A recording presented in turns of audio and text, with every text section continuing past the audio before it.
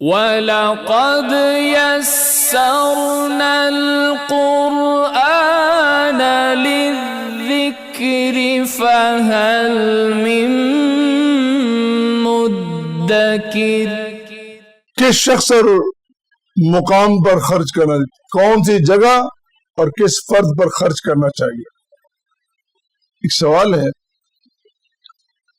اور وہ سوال بھی کیا گیا یسألونک ماذا ينفقون قل ما انفقتم من خیر فللوالدین والاقربین والیتامى والمساکین وابن السبیل وما تفعلوا من خیر۔ سوال کیا گیا کہ خرچ کس پہ کرنا چاہیے۔ آج بھی سوال ہے،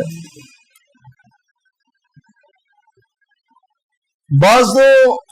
اس بنیاد پر سوال کرتے ہیں کہ ان کا تشکیک پیدا کرنا، شک پیدا کرنا ان کا مراد ہوتا ہے۔ مثلا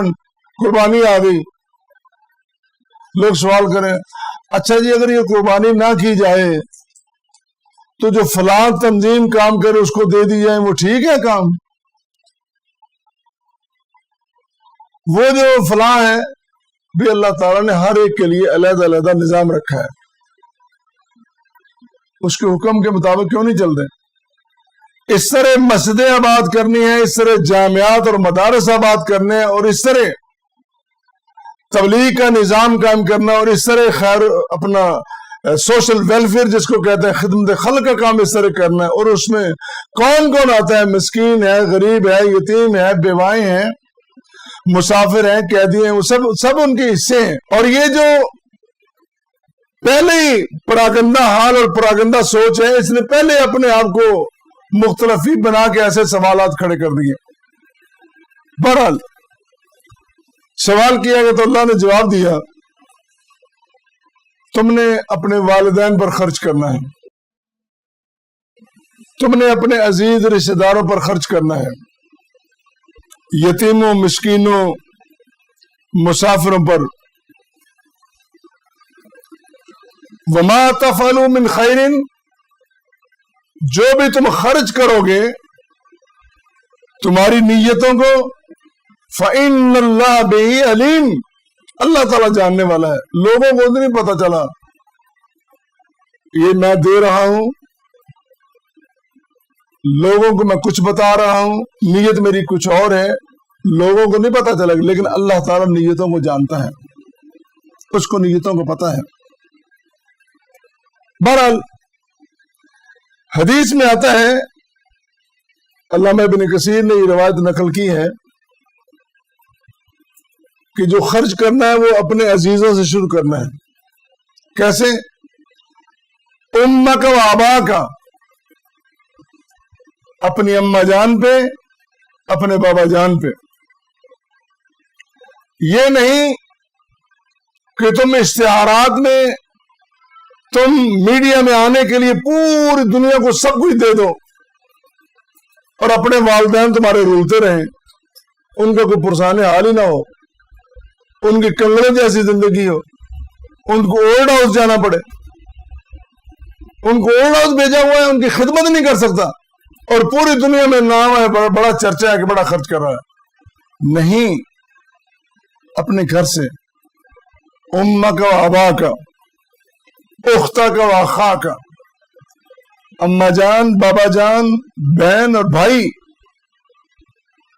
اور فرمایا ثم ادناک ادناک، پھر جو قریب ترین لوگ ہیں درجہ و درجہ، ان کو دے کر ان کے ساتھ اچھا سلوک کرنا ہے، خرچ کرنا ہے۔ اسی طرح مسند احمد کی ایک روایت ہے، نبی کریم صلی اللہ علیہ وسلم نے فرمایا الصدقۃ علی المسکین صدقۃ، مسکین کو دینا ایک صدقہ ہے، اس میں کوئی شک نہیں، بڑا اجر و ثواب ہے، لیکن وہ صدقۃ علی ذی الرحم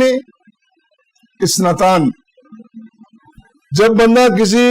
غریب عزیز رشتہ دار کو صدقہ دیتا ہے تو اس کا دوہرا اجر ہے، ڈبل اس کا ثواب ہے۔ تو یہ ترغیبات اس لیے دی گئی، اس لیے قرآن و سنت میں بار بار ترغیب دی گئی کہ اسلام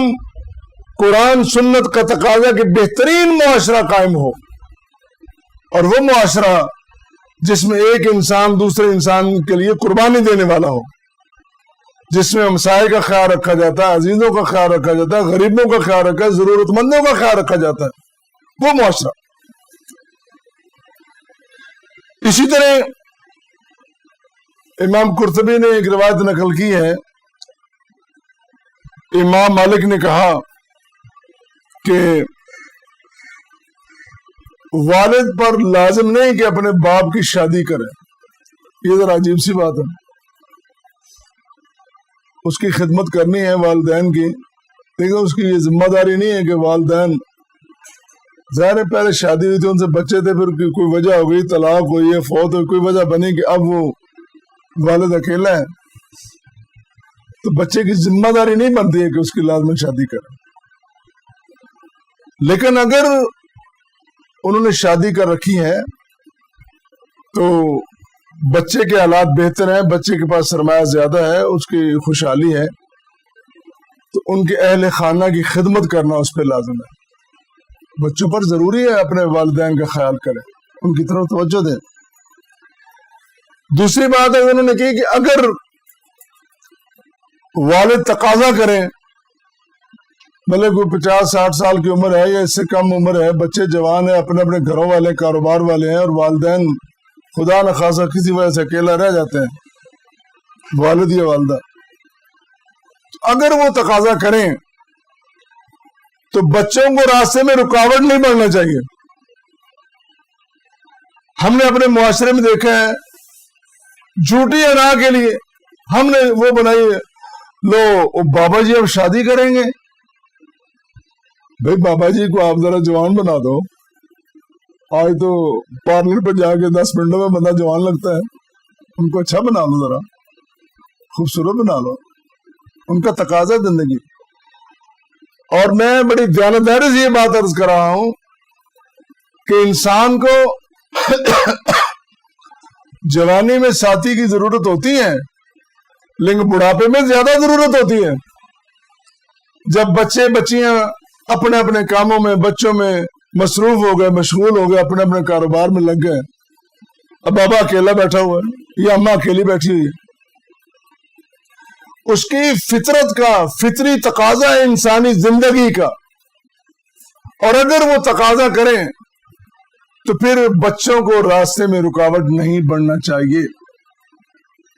میرے سامنے بہت سارے واقعات، ایک واقعہ ایسا ہے کہ ایک بندہ خاصا خوشحال ہے، اس کی کافی کاروبار اس کا اچھا ہے، پینشن بھی اس کی کافی ہے، تو بچے اس نے بہت پڑھائے، بڑی محنت کی، بچے اپنے اپنے گھروں میں آباد ہو گئے، بیگم فوت ہو گئی۔ اب یہ وقت آیا تو بندہ وہ ٹھیک ہے، اس کی مطلب اتنا بوڑھا نہیں ہے، مناسب اس کی، اب سارے بچے کہ لو جی مونا بھائی دوسری شادی کریں گے، خاص کر بیٹیوں نے مسئلہ کھڑا کر دیا۔ اب میں اگلی جو بات کہنے والا ہوں، بیٹے کا اپنا گھر آباد ہو گیا، بیٹیاں اپنے اپنے سسرال اپنے گھروں میں چلی گئی، اور جو والد ہے وہ کبھی اس دروازے پہ کبھی اس دروازے پہ کبھی اس دروازے پہ پھرتا ہے، اس کا اپنا گھر ہی نہیں ہے، دروازہ ہی نہیں ہے۔ بھئی اس کو توجہ کرو، یا تو ساتھ رکھو نا اس کو کبھی تنہائی محسوس نہ ہونے دو۔ جب سارا دن تم کام کاج کر کے واپس گھر آتے ہو تو تم پہ لازم ہے کہ اپنے ابا کے پیروں میں بیٹھو، قدموں میں بیٹھو، اس سے پوچھو، بتاؤ اس کو، ساری دن کے واقعات سناؤ اس کو، اپنی کامیابیاں بتلاؤ، اس کا دل خوش ہو، پتہ چلے اس کو۔ تم نے اس کو تنہا کر دیا۔ میں نے